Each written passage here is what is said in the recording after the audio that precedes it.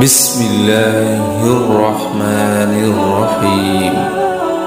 شروع اللہ کے نام سے جو بڑا مہربان نہایت رحم والا ہے۔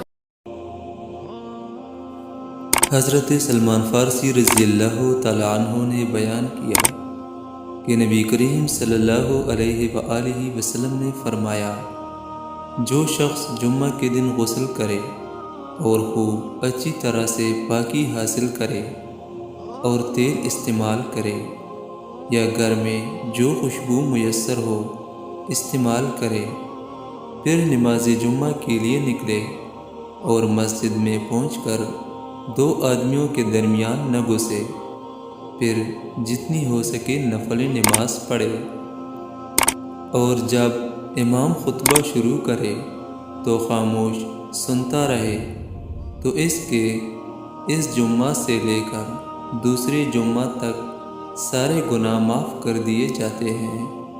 یہ حدیث بخاری شریف سے نقل کی گئی ہے۔